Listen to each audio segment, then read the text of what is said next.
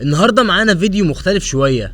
هنتكلم عن بيت، بس مش اي بيت، ده بيت عايم في وسط الميه، مركب اتبنى خطوه بخطوه لحد ما بقى مكان تقدر تعيش فيه وكمان تتحرك بيه في وسط الميه. استعدوا عشان تشوفوا رحله بناء كامله ومبهره من اول لحظه لحد اخر الفيديو، واشترك معانا دلوقتي في قناه خطه ويلا بينا نبدا. المركب دي اسمها GT 27 وطولها 8 متر وعرضها 2.5 متر، ولما المركب تخلص هتكون فيها حاجات رهيبة. وكمان كانوا عايزين يثبتوه على الونش كأنه بيت متنقل. أول حاجة عملوها كانت قائمة بالمقاسات، ودي وضحت كل قطعة خشب هتتقطع منين وحجمها قد ايه. لكن الحقيقة ان بناء مركب بالحجم ده كان تحدي ضخم جدا. فردوا ألواح الخشب على الأرض وخلوها زي سطح عمل كبير، وكانت خطوة عملية جدا وسهلت عليهم الشغل بشكل كبير. نقلوا الرسمة من المخططات على الخشب بطريقة بسيطة جدا لكنها كانت دقيقة. حددوا المقاسات ودقوا مسامير صغيرة في كل نقطة، وبعدها جابوا مسطرة مرنة وضغطوها على المسامير لحد ما رسمت لهم المنحنى المظبوط. بعد كده بدأوا يقطعوا الألواح بمنشار الصينية، بس كانوا حريصين جدا انهم يسيبوا مسافة صغيرة بعيد عن الخط، وبعدها يظبطوا الشكل بالفارة اليدوية عشان الخط في الآخر يطلع مظبوط بالملي. ظبطوا قاعدة البناء بتاع المركب، ودي هتشيل الأخشاب بتاع جسم المركب في شكله المظبوط. بعدها جه الدور على جزء مهم جدا، وهو الألواح اللي في مقدمة المركب ونهايته. عشان يوصلوا للسمك المطلوب كانوا محتاجين يلزقوا أكتر من لوح خشب نص بوصة فوق بعض. المقدمة اتعملت من لوحين ملزوقين في بعض، أما نهاية المركب فاتعملت من 4 ألواح. والطريقة كانت كالتالي: الأول بيقصوا لوح واحد بالمقاس والشكل المطلوب، بعد كده يرفعوه على بلوكات خشب صغيرة ويستخدموه كقالب عشان يحددوا عليه باقي الألواح. ولما جه يقطع باقي الألواح استخدم راوتر، وده بيخلي اللوح الجديد نسخة طبق الأصل من الأول وبسرعة كبيرة جدا. وبعد التقطيع جه وقت انه يلزقهم في بعض. في البداية بيغطي كل وش من الألواح بطبقة ايبوكسي خام عشان الخشب يتشربوا كويس جدا. بعدها بيخلطوا الايبوكسي مع سيليكا باودر لحد ما يبقى قوامه لزج، ويفردوه بالتساوي على الألواح، ويرصوا الألواح دي فوق بعض ويضغطوها على سطح مستوي ويحطوا عليها أوزان تقيلة لحد ما الإيبوكسي ينشف ويثبت تماما. وبعد كده نخش على مرحلة أطول، وأهمها هي تجميع الألواح الطويلة لجسم المركب. ولأن الألواح دي طولها مش كفاية فلازم يتوصلوا ببعض عشان يوصلوا للطول الكامل بتاع جسم المركب. رصوا الألواح على الترابيزة وحددوا أماكن الوصلات، وثبتوا اللوح الأخير بمسمارين رفيعين عشان ما يتحركش من مكانه، ومالوا أي فراغات بالإيبوكسي السميك. فردوا شريط من الفايبر جلاس وغرقوه بالإيبوكسي. غطوا الوصلة دي ببلاستيك وحطوا فوقها لوح خشب وأوزان تقيلة عشان كل حاجة تبقى مضغوطة ومسطحة لحد ما تنشف. وبعد ما الألواح كلها اتجمعت جابوا ألواح خشب تانية، ودي عبارة عن مقاطع عرضية لشكل جسم المركب بتتثبت على مسافات متساوية وبتعمل زي قالب ثلاثي الأبعاد بيتركب عليه الألواح. جه وقت إنهم يرفعوا الألواح الطويلة بتاع جسم المركب، ورغم إن الألواح دي وزنها تقيل وبتتني بسهولة بس برضو قدروا يرفعوها ويحطوها في مكانها بعد ساعات طويلة من التظبيط والعناية. واستخدموا الفارة ومعاها الراوتر عشان يشيلوا أي زيادة في الحواف ويخلوها كلها رأسية مع بعض. والألياف الزجاجية اللي كانوا حاطينها في الأول عشان يوصلوا الألواح مع بعض طلعت فيها تجاعيد وفراغات صغيرة، فسووها بالصنفرة بسرعة. وبعدها بدأوا يملوا كل الفواصل بين الألواح بالإيبوكسي، وبعد ما نشف رجعوا صنفروه وخلوه ناعم، وكمان دوروا كل الحواف عشان ما تبقاش حادة. والخطوة اللي بعدها كانت تقوية الوصلات. غطوا كل فاصل ب3 طبقات من شريط فايبر جلاس، وركبوا الشرايط بطريقة متداخلة خاصة في الزوايا عشان تزود القوة. وبعد ما الشرايط نشفت رجعوا تاني يشيلوا باقي الوصلات القديمة من الألواح. وبما ان الفواصل كانت خلاص متدعمة بالطبقات الجديدة فكل حاجة فضلت متماسكة زي الأول. صنفروا الأطراف ونعموها، وعشان يقووا جسم المركب ضد المية والصدمات غطوه بالكامل بفايبر جلاس عرضه 125 سنتي، وغطوه بالإيبوكسي بعدها عشان يضمنوا ان الجسم يبقى أقوى ومفيش ولا نقطة ضعف. لكن فجأة الجو اتغير والدنيا بردت جامد وبدأ المطر الغزير، وده خطر جدا عشان الإيبوكسي محتاج جو دافي وجاف. غطوا المكان اللي حوالين المركب بالكامل ببلاستيك سميك وقفلوه كويس، وبكده قدروا يشتغلوا في عز البرد والمطر من غير أي تعطيل. وكمان المركب فضل في أمان. وجهزوا المعجون اللي هيستخدموه في انهم يساووا السطح، وبين كل طبقة والتانية كانوا بيسيبوه ينشف كويس وبعدين يرجعوا يصنفروا السطح كله. ودلوقتي هيغطوا جسم المركب بالطبقات النهائية. الجزء السفلي اختاروا انهم يدهنوه بخليط من ايبوكسي مع جرافيت. طب هما ليه اختاروا الجرافيت هنا؟ لانه مادة بتستخدم كمزلق صناعي، والسطح الناتج بيكون صلب وسلس جدا، وكمان بيكون مقاوم للتآكل والخدوش، يعني احسن من معظم الدهانات التجارية اللي بتتباع للمراكب. والطبقات السوداء دي كشفت جمال الشغل اللي عملوه، في تسوية وصنفرة الجسم. وجه الدور على دهان باقي جسم المركب. اول خطوة جهزوا البرايمر، وجاب الرولة وفرد البرايمر بالتساوي على جسم المركب. وبعد ما ساب طبقات البرايمر تنشف لمدة اسبوع كامل، بدأوا يصنفروا السطح عشان يجهزوا جسم المركب للدهان. ودلوقتي جه وقت الدهان النهائي. استخدم دهان باللون الازرق عشان يكون اللون متماشي مع البحر، والدهان غطى اي بقع او اختلافات في اللون تحته من اول طبقة. والعملية دي قعد فيها من 3 ساعات ل 4 ساعات. بعد كده ساب جسم المركب بالدهان الجديد ينشف لمدة اسبوع كامل. وفي الوقت ده استغلوا الفرصة انهم يطوروا الونش اللي هيشيلوا عليه المركب. لكن هنا كان مستنيهم اكبر تحدي في المشروع كله، وهو انه يقلب جسم المركب. وهو قدر ان وزن جسم المركب يتراوح ما بين 450 و 650 كيلو.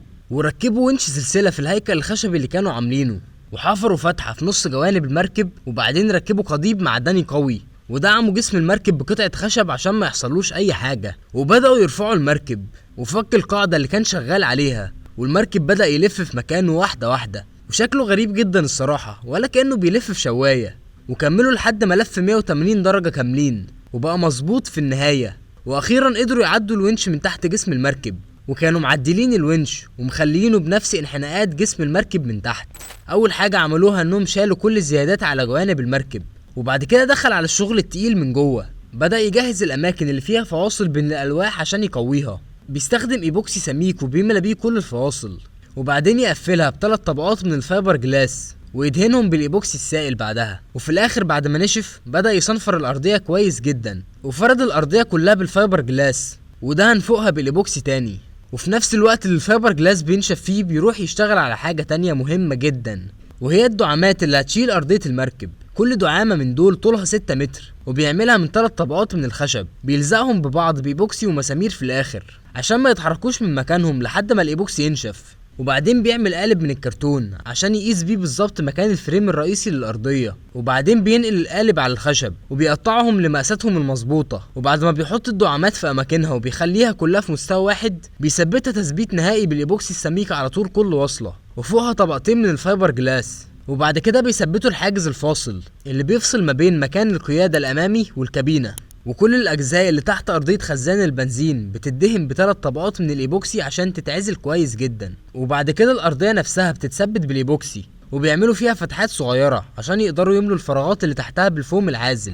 وآخر خطوة في الجزء ده كانت تزيين الحدود العلوية للإطارات الأرضية بقطع خشب. بعد كده بيستخدموا فوم عازل وبيصبوه في الأماكن المغلقة تحت أرضية القيادة. والفوم ده ليه 3 فوائد، وهما العزل وتقليل الأصوات وزيادة صلابة الهيكل. وبعد تثبيت الأرضية بيستخدموا راوتر عشان يسووا الأطراف اللي حوالين خزان الوقود. وبعد كده بيثبتوا الفريم الخارجي لفتحة الخزان، وبيجربوا الغطا الخشب عشان يتأكدوا إن فيه مساحة كافية للخزان، وكمان عشان يحميه في المستقبل. وعشان يركبوا محرك المركب بيعملوا قالب يساعدهم في حفر 10 فتحات في الجزء الخلفي من المركب، وده اللي هيثبتوا فيه حامل المحرك قدام. وباقي الاماكن في الجزء الخلفي من المركب برضه بتتملي بالفوم. وبعد كده بيعملوا الواح دعم من المعدن عشان تثبت حامل المحرك بشكل قوي، وبعدها بيثبتوا الحامل في مكانه. واخيرا بينتهي العمل في الاجزاء الداخليه، وبيحطوا الكرتون ويعملوا منه قالب لارضيه الكابينه الخلفيه عشان يضمنوا ان كل حاجه مظبوطه بالملي. غطوا ارضيه خزان الوقود والكابينه الاماميه بالفايبر جلاس، وبعدين رجع للتقطيع والقياس تاني. قطع الواح الخشب لارضيه الكابينه الرئيسيه وحطهم في مكانهم، وجاب شرايط مطاط سميكه عشان يثبت عليها الخزان، لان المطاط ده بيمتص اي اهتزازات وبتخلي الخزان يثبت اكتر. بعد ما خلص شغل الارضيات بدأ يقطع الفتحات اللي هيكون فيها مساحات التخزين تحت الارضيه، وركب خزان الوقود في مكانه، وعمل ابواب مساحات التخزين على قد مكانهم بالظبط، وقفل كل الفواصل دي بالايبوكسي والفايبر جلاس. وبعدها بدأ في تقطيع وتركيب الحواجز الخشبيه اللي بتفصل بين اجزاء المقصوره. الحاجز الاول اللي قطعه كان بيفصل بين المقصوره وكابينه القياده اللي ورا، وبعدها بدأ يجهز الحواجز اللي هتحدد اماكن المطبخ والحمام جوه المقصوره. بس قبل ما يثبت الحواجز دي قرر يبدأ شغل السباكه، واول خطوه كانت في الحمام، وعمل قاعده خشبيه بميل خفيف عشان الميه كلها تتجمع في فتحه الصرف، وثبتها في مكانها في المركب، وركب قاعده الحمام معاها. وبعدها بدأ في شغل السقف، جاب الواح خشبيه وقطع منها كذا طبقه بالاركت، وبعد ما خلص التقطيع لزقهم في بعض، وفي الاخر كانوا على شكل قوس، وقطع فيهم 5 فتحات، والقوس ده هيكون سقف المقصوره، والفتحات دي هتكون مكان المدادات الخشبيه اللي هتمشي بطول السقف. ولما جه يركب فتحه صرف الدش عمل حاجه عبقريه، حط طبقة خشب تانية في الأرضية من تحت عشان يثبت الصرف بشكل كويس جدا، ويوصلها بماسورة بلاستيك بتصرف المية لخزان صغير. وبعد ما خلص شغل السباكة رجع تاني لسقف المقصورة، جهز المدادات الخشبية اللي هتدعم السقف وقطعهم بالمقاسات المطلوبة، وطول كل واحدة فيهم 5 متر ونص، وركبهم في مكانهم وثبت فيهم الأقواس. ودلوقتي بدأ يركب جدران المقصورة، وكل لوح كان بيتقاس بالملي عشان يكون مظبوطة على الحواجز الخشبية اللي ركبها قبل كده. وبعد ما اتأكد ان المقاسات مظبوطة لزق الألواح بالإيبوكسي كالعادة عشان تثبت، ولأن المركب بيحتاج يكون قوي عشان يقاوم الصدمات فركب قطعة خشبية سميكة عشان تقوي مقدمة المركب. وبعدها بدأ يظبط السقف، صنفر الأقواس اللي هتشيل السقف كويس، ولزق المدادات الخشبية في مكانها، وبعدين ركب ألواح السقف بشكل مؤقت وحدد أماكن الأقواس والمدادات عليها عشان يعرف هيعمل المسامير فين، وثبت الألواح في مكانها بالظبط. وشكل السقف في الآخر لما خلص كان تحفة. وركب قطعة بتستخدم لربط المركب من قدام، واختار نوع متين عشان يستحمل السحب والشد وخصوصا في المية. وبما انه بيفكر في كل تفصيلة قرر يعمل رف في مقدمة المركب، والرف ده يستخدم في غرضين: الأول إنه يقوي المنطقة الأمامية، والتاني إنه يبقى مكان عملي لتخزين حبل المرساة بدل ما يفضل مرمي في الأرض. بس عشان الحبل ده يطلع لبره بأمان ركبوا قطعة بتوجه الحبل وهو خارج من جسم المركب عشان ما يبوظش الحواف أو يتلف من الاحتكاك. والقطعة ركبت في مكانها من غير لا تعديل ولا ضغط، وده دليل إن الشغل معمول بدقة. بعدها قرروا يقللوا ارتفاع نهاية المركب لأنها كانت عالية شوية، وده بيصعب عملية النزول والطلوع، فخفضوها عشان تسهل الحركة وتخلي المركب عملي أكتر. ولما خلصوا ركزوا على السقف، قفلوا الزوايا وغطوه بالايبوكسي والفايبر جلاس، ودي هتدي صلابة للسقف وهتحميه من الشمس والمية. وركبوا قفل فلات في فتحة خزان البنزين، والقفل ده معمول على مستوى السطح، شكله نظيف وسهل في الاستخدام وبيأمن الخزان من غير ما يشوه شكل المركب. بدأوا يشتغلوا على رف حبل المرساة، عملوا فيه فتحات للتصريف عشان لو المية دخلت ما تتجمعش وتسبب مشاكل، وكمان ركبوا عليه زي علاقة بيربطوا فيها الحبل. وراحوا ركبوا دعامات خشبية قفلوا بيها المنطقة الفاضية اللي بين الجدران والمركب. ودلوقتي هيبدأ يشتغل على الجزء الخلفي، قطع واجهات الكراسي اللي ورا وابتدى يجهزها عشان تثبت في مكانها. وبعد كده عملوا حاجة مهمة جدا، وهي الأبواب اللي هتكون في الكرسي من فوق، والفكرة منها انهم يمنعوا المية تدخل جوه اماكن التخزين اللي هيعملوها، خصوصا لو الدنيا مطرت او الموج ضرب المركب. والحتة دي بالذات دعموها ب3 طبقات من شرايط فايبر جلاس عشان تبقى قوية وتستحمل الاستخدام. وبعدها ركزوا على منطقة مهمة شوية، وهو المكان اللي حوالين قاعدة الموتور. عملوا غطا لفتحة الوصول دي، والغطا نفسه مصممينه على شكل درجة سلم علشان يسهل على الناس انها تركب او تنزل من المركب بسهولة. والغريب انه ما بيضيعش اي مساحة. واحد من الكراسي اللي ورا هيكون ليها استخدام تاني مهم جدا، هتبقى خزان للغاز. يعني بدل ما يبقى الخزان في مكان خارجي عمل له مكان خاص متأمن وجاهز. وطبعا عشان ده غاز فلازم يتعامل معاه بأمان، فرفعوا أرضية الخزان شوية عشان يقدروا يركبوا فيه صرف خاص يخرج أي غازات لو حصل تسريب، والصرف ده بيطلع الغاز بره المركب مباشرة. وركبوا له وصلة صرف داخلي قطرها 3/4 بوصة، ودي بتعدي من جسم المركب لبره عشان لو أي غاز اتسرب يطلع منها ويتصرف بأمان في البحر بعيد عن الناس أو الموتور. وبعدها بدأوا يقصوا فتحات تصريف في الجانب الخلفي من المركب، والفتحات دي مهمة جدا عشان تصرف المية اللي بتدخل المركب وتمنعها من انها تتجمع او تغرق المكان. ومن هنا بدأوا يصنعوا أغطية الكراسي من فوق، تحديدا في المنطقة اللي الناس هتقعد عليها فعليا. بعد ما خلصوها وركبوها قطعوا فيها فتحات عشان يركبوا الابواب اللي عملوها من شوية اللي هتتفتح وتتقفل على اماكن التخزين. رجعوا وركبوا الحواف بتاعة الابواب، ودي بتمنع المية تدخل لجوه لما الباب يتقفل، وبكده اماكن التخزين بقت متقفلة كويس. وجربوا يحطوا انبوبة غاز جوه مكان التخزين ولقوا انها بتدخل مكانها تمام، وقفلوا عليها الباب وركبوا مفصلات للابواب دي، وبكده الجزء الخلفي من المركب خلص تقريبا. وقرر انه يخلي كل الزوايا اللي في المركب تكون دائرية عشان يديها شكل انعم واجمل بصريا. والزوايا الدائرية مش بس شكل، دي كمان بتساعد في الراحة والأمان. وبعدها صنفروا المكان كله وجابوا لوح خشب وقطعوه وثبتوه في مكانه، وكان متماشي مع التصميم بشكل مبهر. وبعد ما خلصوا الجوانب نقلوا شغلهم للجزء اللي هيخلي الكابينة عملية فعلا، وهي الشبابيك. قطعوا ألواح الخشب بالمقاسات المطلوبة وجمعوا فريمات الشبابيك مع بعضها، وكان مقاس الشباك 80 سم في 50 سم. بدأوا يقطعوا جوانب الكابينة ويجهزوها عشان يركب فيها الشبابيك، وفتحوا أماكن 4 شبابيك في كل جنب من الكابينة، وده عشان يوفروا رؤية كويسة وتهوية محترمة للمكان. وكل فتحة عملوا حواليها فريم خشبي من جوه وثبتوه بالايبوكسي، وده عشان يدوها شكل نظيف وتبقى جاهزة لتركيب الازاز. بعد ما خلص الشبابيك على طول راح قاطع ابواب الكابينة في جدران المركب، وبرضه ركب عليهم فريمات خشب بنفس الطريقة. وبعدين بدأ يصنع الابواب نفسها، عمل فريم البابين من الخشب وبعدين ركبهم في مكانهم وتأكد ان المقاس مظبوط.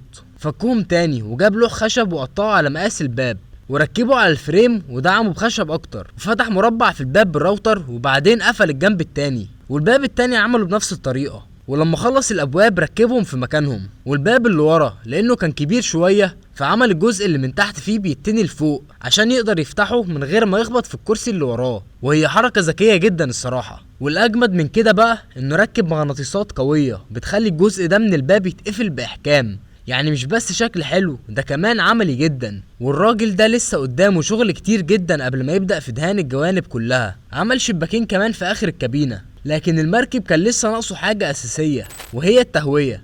الكابينة من غير تهوية هتبقى خانقة، وخصوصا في وقت الحر او هما بيطبخوا جوه. فقرر يعمل فتحة في سقف الكابينة مخصوص للشفاط هيسحب اي هوا سخن او بخار ويدخل هوا جديد. وبعدها ركب البرور حوالين كل شباك. وبعد ما خلص الشبابيك بدأ في أصعب وأطول مرحلة وهي مرحلة الصنفرة. قعد أسابيع طويلة يشتغل في الجزء الخارجي بتاع الكابينة عشان يساوي السطح كويس ويعالج أي عيوب ويخلي السطح يبقى جاهز لمرحلة الدهان. وبعدين ركب ألواح تقوية في سقف الكابينة من فوق وهيثبت عليها هاند ريلز، ودي مساند حديدية هتمشي على طول السقف من الناحيتين. وبما إنه كان حريص إن المية ما تدخلش في أي فتحة، فكل فتحة كان بيخرمها أكبر من المقاس المطلوب. كان بيملاها بالإيبوكسي السميك وبعد ما ينشف يرجع يخرمها من تاني على المقاس المظبوط. والطريقة دي بتخلي في جلبة من الإيبوكسي حوالين كل فتحة بتحميها، وده معناه إن حتى لو المية حاولت تدخل من حوالين المسامير فعمرها ما هتقدر تعدي. ودلوقتي شغال على الحواجز المرتفعة اللي بتحيط بالكراسي. بدأ يقطع الخشب واشتغل فيه بطريقة ذكية جدا. عمل شقوق صغيرة في آخر كل لوح عشان يبقى سهل إنها تتني، ولما حط عليها مية مغلية الخشب بدأ يلين ويتشكل بالانحناء اللي هو عايزه. وركب الألواح دي في جوانب المركب كله، وبعد ما ألواح الخشب خدت الشكل المطلوب وهي في مكانها رجع يملى الشقوق كلها بإيبوكسي من تاني. والخطوة دي كانت بتثبت الانحناءات وتخلي الخشب محتفظ بشكله المقوس. بعد كده ثبت القطعة المعدنية اللي بتربط فيها الحبل في جانب المركب، وبعدها اشتغل على دعامات قوية عشان تشيل المركب من تحت. الدعامات دي اتعملت بشكل منحني ومائل عشان يطابق شكل جسم المركب، وفوقها ركب قطع بتقلل من الاحتكاك عشان تسهل ان المركب يطلع او ينزل من على الونش من غير اي مشاكل. وبعدين ركب سلم معدني عشان اي حد يقدر يطلع او ينزل من على المركب بسهولة وامان، سواء من على الرصيف او من المية. وعدل الترابزين الجانبي وقصه من الناحيتين عشان يخلي فيه مساحة يركب فيها القطع المعدنية اللي بيتلف فيها الحبال عشان يربط المركب بالمراسي. وركب كالون للابواب، واي سطح خشب كان لسه مكشوف دهنه بالايبوكسي ومفضلش اي قطعة خشب واحدة من غير حماية. وبكده ضمن ان المركب كله بقى متأمن ضد المية والرطوبة. واخيرا جت اللحظة اللي استناها شهور طويلة وهي مرحلة الدهان. كان لازم يتأكد ان سطح المركب نضيف 100% ومفيهوش اي تراب ممكن يبوظ الدهان. وهنا استخدم الاسيتون وفوطة وبدأ يمسح بيهم جسم المركب كله كويس جدا عشان يجهزوا لمرحلة الدهان اللي جاية. وبعدها بدأ يفرد طبقات الدهان بالرول على السقف وبعده الجوانب كلها، حتى الابواب والفتحات كلها اخدت طبقات دهان جديدة، وعاد تاني على دهان جسم المركب من تحت. ومع كل طبقة دهان المركب كان بيتحول قدام عينينا من مجرد هيكل خشبي عادي لمركب حقيقي. وبعدها ركب مفصلات باب تانك البنزين وركب السلم في مكانه، وبعدين طلع للسقف وركب الهاند ريل وثبت كل القطع المعدنية اللي كانت ناقصة. ولزق على المركب رسمة ل3 حوريات بحر واللي هم بناته ال3 اللي كانوا بيساعدوه في الشغل. والصراحة دي كانت حركة جميلة جدا منه. وفي الاخر الشكل الخارجي تقريبا خلص، لكن القصة لسه ما خلصتش. المرحلة الجاية هتكون التحدي الاكبر وهو تجهيز المساحة الداخلية. اول حاجة عملها ركب الواح فوم سمك 1 بوصة جوه الجدران، وبعدين سد الفواصل كلها برغوة فوم عشان يضمن ان مفيش اي فراغات. ورجع يجهز فريمات الشبابيك اللي هيركبهم في الكابينة، ولما خلص صنفرهم وركبهم في مكانهم جوه المركب. وفتحات الصيانة اللي في الارضية كلها اتعزلت بطبقات من الايبوكسي عشان تبقى محمية من الرطوبة ومن اي تسريب. وبعدها ابتدى يشتغل على الجدران الداخلية وكل فاصل غطاه بتيب من الالومنيوم. وبعدين رجع يقيس الجدران من تاني ويقطعهم ويركبهم في مكانهم لحد ما الشكل الداخلي بدأ يبان اخيرا. وبعدين دهنها كلها عشان تبقى جاهزة وتدي شكل انضف، ودهن الشبابيك هي كمان. وبعدين ثبت الجدران في مكانها وبدأ يجهز الشبابيك نفسها. كل واحد فيهم مقاسه كان 80 سنتي عرض و50 سنتي ارتفاع. والمقاسات دي مش بس للتهوية والنور، لا دي الشبابيك دي كبيرة كفاية انها تشتغل كمخرج طوارئ في حالة حدوث اي مشكلة. وقفل حوالين الشبابيك بسيليكون في الاخر. بعد ما خلص الشبابيك الجانبية جه الدور على الشبابيك الامامية، بس هنا استخدم الواح اكريليك، وهي مادة قوية وشفافة زي الازاز بالظبط، لكنها اخف وبتتحمل اكتر. وبعد ما خلص موضوع الشبابيك كان لازم يراجع امان الونش اللي شايل المركب. بدأ يفك الفرامل القديمة والديسكات وبلية العجل وكل حاجة قديمة اتشالت. وبعد ما نضف الاجزاء ديت من الزيوت والتراب رجع يجهزها ويركبها من تاني. ركب ديسكات جديدة وغير نظام الفرامل تماما، ولما خلص ركب الكاوتشات في مكانها. وبعد كده ركب اخر شباك في الكابينة، واللمسة اللي بعدها كانت الشفاط في سقف الكابينة. وبكده الكابينة بقت اخيرا متقفلة بالكامل ومعزولة ضد المطر والحرارة. واخيرا جه وقت اللحظة اللي استناها كتير، والمركب هينطلق للمية لأول مرة. وبكده تكون خلصت رحلتنا مع بناء المركب ده خطوة بخطوة، وبدأنا من مجرد فكرة مرسومة على ورق وشوية خشب لبيت عايم كامل جاهز للبحر. والرحلة دي ما كانتش سهلة، لكن بصراحة النتيجة كانت تستاهل كل دقيقة من التعب. واستنوا معانا مشاريع تانية أكبر وأقوى. ولو الفيديو عجبكم ما تنسوش تعملوا لايك وتشتركوا معانا في قناة خطة، واكتبوا لنا رأيكم ايه في الكومنتات، واشوفكم الفيديو الجاي.